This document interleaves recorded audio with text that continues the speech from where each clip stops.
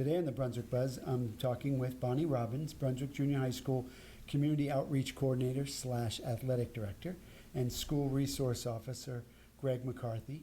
And we have some friends with us today as well, three 8th grade students, Riley Moody, Taja Sims, and Henry Putnam. Did I say those names right? Mm-hmm. Pretty good? All right, good to have you all here today. Thanks. So today we're going to be talking about the Community Outreach Program, and I'm going to start with the conversation with Ms. Robbins. And if you can give us an overview of the Community Outreach Program, and specifically, how many students you work with, and just maybe an overview of what's happening, what it means, because I think our listeners will be wondering, what is community outreach? And so I'll turn it over to you. Absolutely. Thank you so much.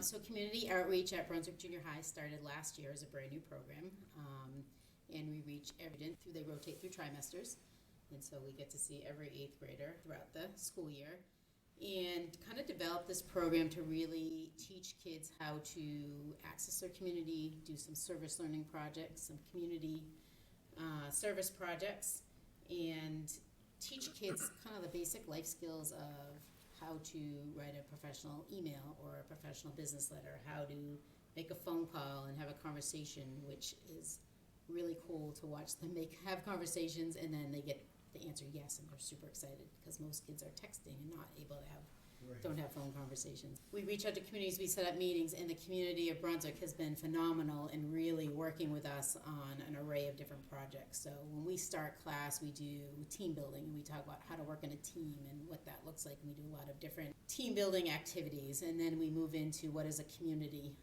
and we work in groups and what kind of community we would live in, and we create posters on what's important to us. Do we want water? Do we want ski areas? Do we want a lot of housing? Do we not want a lot of housing? So they create their posters on what their perfect community is. And then from there we talk about what's really important to you. If you could do a project, what would that look like? And so on well over 25, 30 different projects, and reached out to the community, and it's just been, we've been accepted really, really well to this community, and they've been really helpful. So we have a number of community partnerships that I'll reach out to and talk about. So a little bit about where we're at. So Bonnie, just briefly, can you just tell me, your story? I know you're second year in Brunswick? Yep. Yeah, and you came from Poland Regional High School? Whittier Middle School. Whittier Middle School. Yeah. And just give a background of that, your prior experience, because I think it would help set the stage for, why this is so successful. Yeah. Absolutely. So started my career over 20 years ago as a teacher, and then rolled into the jobs as a counselor for over 15 years at Poland Community School and Whittier Middle School in Poland. Very involved in at the national level, the state level, did a lot of presentations, and just worked a lot with different groups, did a lot of team building, do a lot of presentations with different groups, and work with a lot of people on what leadership's like and how to kind of access your community and work together. So when this position came up, my own two children graduated from Poland High School 2 years ago, and one of my kids was like, because we're gone. And I was like, well, I was there before you were born. I think I can survive. But this job kind of fell into my lap. I coached for a long time at Poland, so the athletics appeased me, but the reach was blended perfectly with my job as school counselor. That's awesome. All right, so Greg, I'm going to go to you, and I think, again, it would be great for you to set the stage, because I don't think when some people think of school resource officers, I'll be blunt, like Bonnie, I've been in the field for a long, long time, and I've seen the position change from early 2000s to what it is today. So will you talk about how you integrate yourself into this community engagement partnerships and community, outreach? With students. Sure. The only reason I'm in this class is because of Bonnie. She told me in the beginning I came here January last year. That was my first year. And she said, I teach community outreach. I'd love to have you there. And I was like, all right. Hard to say no to Bonnie, right? Absolutely. And so, I've been learning a lot from her, and it's cool to interact with the kids in a different way than just being a police officer. So I come to the class. We have this class every day, 2 hours a day. So I get to meet with four different groups of kids. Okay. So because they rotate every other day, they have a new rotation. So that gives you a real an opportunity to meet all students. And not even just hi, how you doing? But like I get to know some of these kids on a good level, just where I can get to know them as people. Yep. You know, their strengths, their weaknesses, and try to help them on that path of trying to develop those weaknesses into strengths. You know, we really enjoy, like we'll talk a little bit later with Henry's project, but we worked pretty closely to build a nice recreation device for recess out in the yard. So, you know, that's something that they designed. They did it all themselves, and then I just kind of like helped them along the way, just putting it together. But and I thank you, Bonnie, for getting me involved. So. I thank you for helping me That's a out. perfect segue to the students, I think, at this point. So what do you, I'm going to just kind of start off a little kind of like, what is it that you like most about this program? I'm Henry Putnam, and I would probably say the thing I like most about community outreach would probably be not often do students get to communicate and interact with people or adults, people outside of school, and good that, yeah, they're reaching out for the community. Yeah. Tyja Sims, 8th grade community outreach class. Stuff I like about it really is how like you could be more social out there, and how you can mainly get out your comfort zone and learn how to reach out more. Tell me what you like about it. I like that you can be like independent and you can do stuff that you enjoy and like, because you don't always get to do that in other classes. Yep. So it really gives you a good opportunity to like do stuff that you really like. Awesome. Great. Thank you. Thanks, everybody. All right, Ms. Robbins, we'll go to you, and you want to talk about first kind of, you know, how you engage the community, or how you want to talk about projects. Tell me what you Talk a want little to bit about our kind of projects start and off. how we get to the community, and then I'll let the kids talk about their specific projects, and then I can lead in a little bit more about some of the things we've done over the last few years. Awesome. But really what we do after we kind of create our communities is we talk really about what is your interest. We encourage kids to work in groups. They don't have to, but we encourage kids to work together, even if it's with someone that you're not really friends with or familiar with. And they kind of decide, we spend a lot of time thinking about what, if you could do anything, what would you do? And so we've had kids go like huge, like go really big in projects they never thought would finish that came to fruition. And we've had projects that didn't, but they, through the learning process, they were able to still try and see where they can get, and you know, if they get a no, that's okay, and they would tweak their project and eventually find a project that they were interested in. So with that, when they choose a project, we brainstorm, we watch a video on the community, there's a couple different videos out there on community partnerships, and we look at the town of Brunswick and we're like, all right, who can we reach out to, who do we want to talk to? So with that, and these folks will share with you who they've reached out to, but the kids have chosen who they reach out to do the research. They figure out who to contact is, who they need to write a letter or make a phone call to. We practice those phone scripts. And again, the town of Brunswick has been amazing. So some of the projects over the last few years we've done, we had a group that wanted to build a picnic table, and they reached out to Hancock Lumber, who donated the material, and they built it and they donated it to the town of Brunswick Town Hall. So you can go have lunch there at our picnic table. We had a group do a soccer kick wall that Hancock Lumber donated to, and that's out in our motor break area. Awesome. We've done bake sales. We've done a lot of cooking. I've learned how to cook a lot of different things. A lot of bake sales to different fundraising activities. We put on a food drive just recently for Tedford Housing and MCHPP, and the students wanted a competition, so they reached out to Domino's, who donated some pizza, and we raised over 1,400 different items that we donated. Even down to like basketball tournaments and staff versus student basketball tournaments, a 3-on-3 tournament, and I could go on. Do students typically, I know you said this, but I want to just, do they typically work individually or as a group, or is it just all the above? I would say 95% have worked in a group. I think almost everyone has worked in a group. We've had maybe one or two that worked on something individual, just because they had maybe more of a plan where it was long-term, Yep. but even those children that are uncomfortable work in a group, and at the end they say it wasn't that bad, or we teach them. Greg is so good about out of your comfort zone, so for the most part they all. How many students are in a typical class during the day, like of your sections? How many students are in? 15, around 15. Okay, so the number's a good size, and the two of you are in that. Okay. So we see 4 classes a trimester. Are we ready to kind of go to one of you, talk about your project? Who wants to start? I'm back, Tyja Sims. About my project, I worked on kind of getting vending machines into school. We reached out to a couple of them, or 4 of them. We sent an email. Okay. We were deciding to choose between those 4. One that we decided to do and we did choose that one. And then we finally got the contract, and we made the principal sign it. Not make. Yeah. She was the responsible one to sign the contract for you guys. And why did you want the vending machines? Like, what was the behind that? I was kind of hoping for it when I was in 6th grade. I just kind of hoped that it would show up. It's for students or for staff or anybody, is that right? The vending machine? Yeah. And how did you decide? I'm assuming, how did you decide what's going to be in them? Kind of talked about it over email and meet in person about it with Mr. Smith. he's the Facilities nutrition director, right? Yep, Mr. Smith. about that stuff, and then we got to meet with the head custodian to where to put the vending machines and stuff. Yeah, to make sure that it was in a place that's appropriate and not in the way or something like that. Yep. Yeah, maybe stuff in the way. So, like if there were ever a fire, to keep that place a place where people can get hurt. Yeah. I was glad to learn how to be more out there and like get out of my comfort zone and stuff. Just to try something different. Yeah, take a risk. So tell me, like, where's the vending machine? Like, where is it placed? I think we had one placed over like under the stairs of it or whatever. We had that one placement.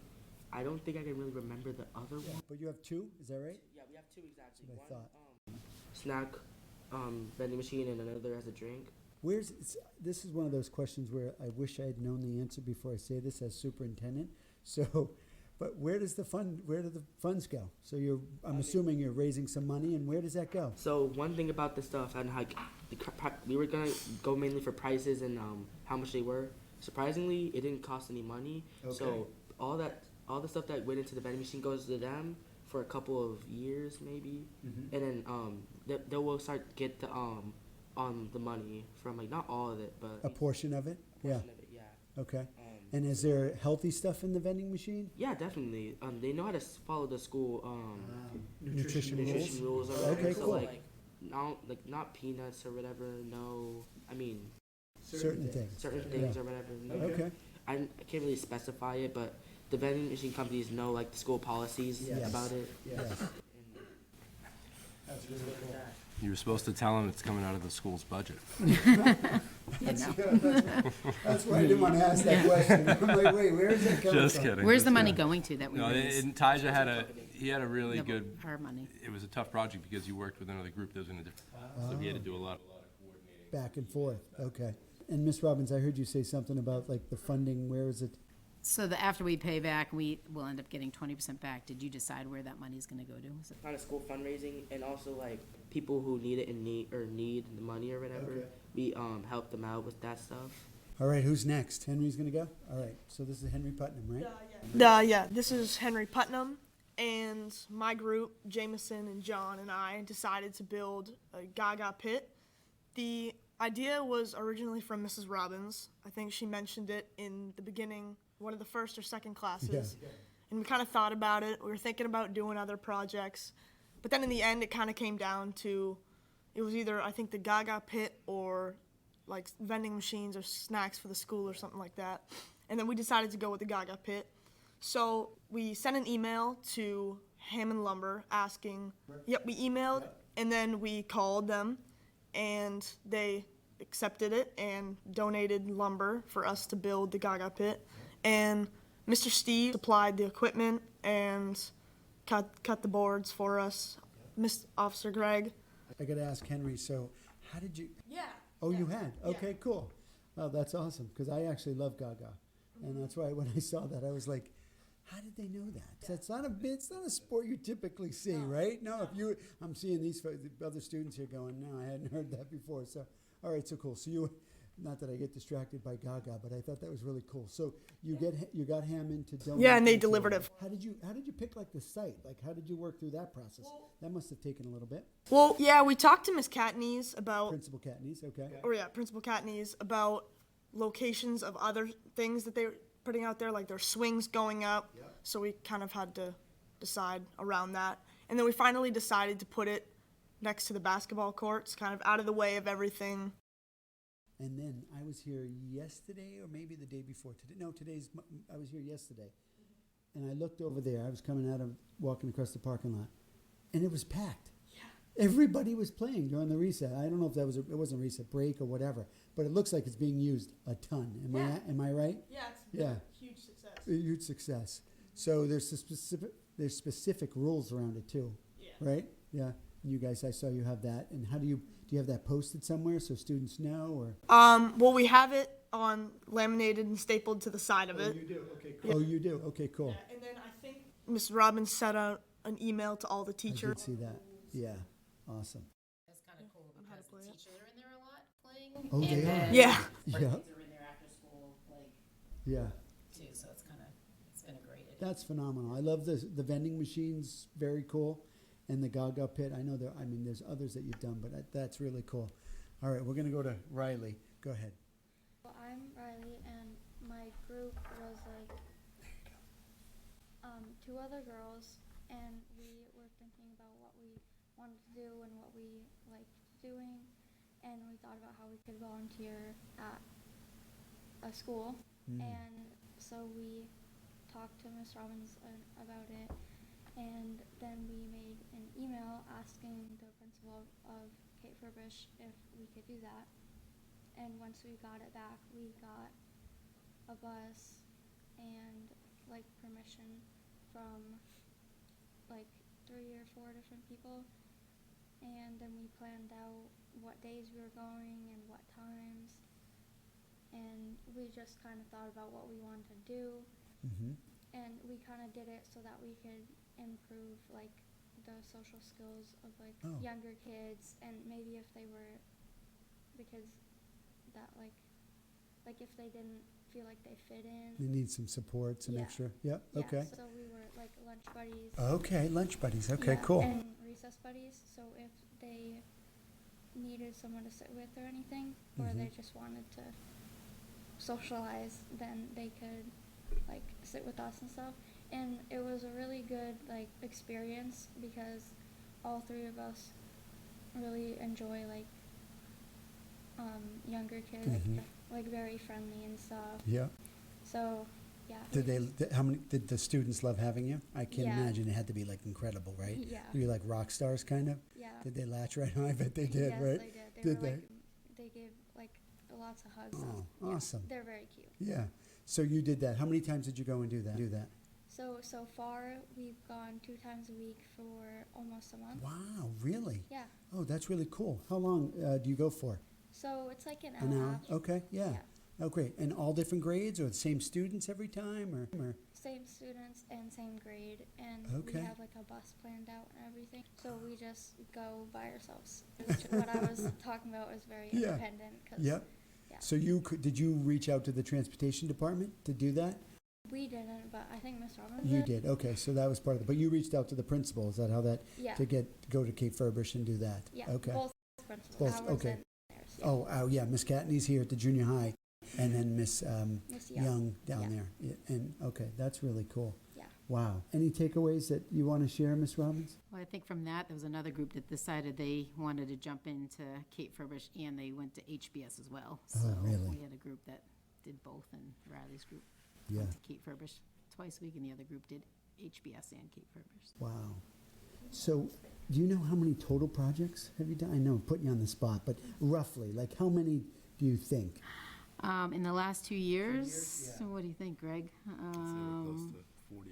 Yeah, 40, 50 projects maybe. Really? Yeah, I'd Wow. say 5 or 6 per class. Yep. And the community members, I mean, our listeners can't see, but the list on the board, we have well over 20 different partners. Yeah, I think I'm going to just quickly, I know you can't see it. Maybe what I'll do is I'll take a photo and we can figure out when we put that on social media and do that, because there's 20, probably something like that, 20 community partners that have obviously donated and been a part of all these projects. And we're just so thankful that the community has like reached back out and has talked to our kids and listened to the kids. And it's not us doing the work, it's the Yeah. kids making the phone calls and like excitement, like somebody said yes, or this is gonna work, or just when they see their projects come to fruition is been pretty awesome. Like Ty just said, 6th grade, he, dreamed of vending machines, and I say to him all the time, do you ever think they'd be here? And because of your group, they're here. Yeah, I think that's just incredible. What's the word I want to say? Which is, I think one of the things that, as a superintendent, I don't often get to work with students very often. I have one group of students that I work with, Superintendent Student Advisory Council at the high school. And when you all go to the high school, you should think about joining that. But one of the things that I've been we've been really working hard at is student engagement, student voice. And I always talk about student voice. And that all three of these are great examples of, like, you guys, or this whole class is student voice. So you had an idea of going down to Cape Verbish, working with students that maybe needed a little additional social input. You had the idea of vending machines, and you had the Gaga pit, you and your team did. And, you know, not only did you have the idea, but then you actually, like, it happened, which to me is just, like, incredible. I can give you many more examples at the high school where students are doing that as well. The art projects, just on and on. So that's really incredible. What's, if we could, we talked about this at the beginning, you know, what you liked about it. What's the hardest part? Like, if you had to put, like, one thing out there, what's the hardest? You're reaching for the microphone, so tell me what's the most difficult? I feel like the most difficult would probably be like having to send the emails, because mostly emails are usually kind of like short and stuff. Yeah. What we had to do, we had to like put lines down, kind of like straight paragraphs and stuff, and more like formal. So the writing aspect of that, the business writing aspect. Riley, what's the most difficult for you? What the process-wise? What's been the most challenging? So for me, what was most difficult was kind of planning everything out. Yep. And also thinking about how this is going to end, because it's like, for me and my group, it was like a thing that we really look forward to when we know we're going, and we like never really want to leave. Like, this is definitely one of our favorite classes. So it's just a thing that makes us really happy. Yep. But yeah, just like planning it out and then knowing that like we're going to have to end it soon. Yeah. Henry, what was the most difficult, the most challenging? I'd say probably at first I thought it was going to be making the phone call or sending the email, but then honestly, after listening to what Officer Greg was telling us with like go past your boundaries and everything, it was pretty easy actually. Really? And honestly, I'd say the most difficult thing about making the Gaga pit was like waiting for the wood to be delivered, or The suspension. Yeah. Anticipation. Yeah. Any advice for other students that are going to go through this? listen to Officer Greg. He's always right. And No pressure there. Yeah, that's good. What about you, Taj? Any advice for future students? Future students who who are gonna get in the community outreach, I'd say definitely listen to Officer Greg and Miss Robbins. You're gonna need it. If you ever have like any problems, you could always reach out to both of them. Yeah. They'll help you out. Definitely take it seriously. Okay. Missing a couple projects will probably end up making you fail because it's kind of hard or whatever. That's good. Yeah, good. Riley, what about you? What's advice you have for a future student? So my advice would be like do what you want and like don't feel pressured to like do anything else. Yep. And I love that. Just pause there for a second and do what you really want. That's cool. And with the other two, I'd agree is like listen to them. Listen to that. They know their advice. Their yeah, advice. it really helps. Well, that's great to hear. Well, this we were talking at the beginning of this. This is the first time we've had students on the Brunswick Buzz, and I just want to thank you, all three of you, for doing a phenomenal job, being so well spoken and articulate. Really appreciate it.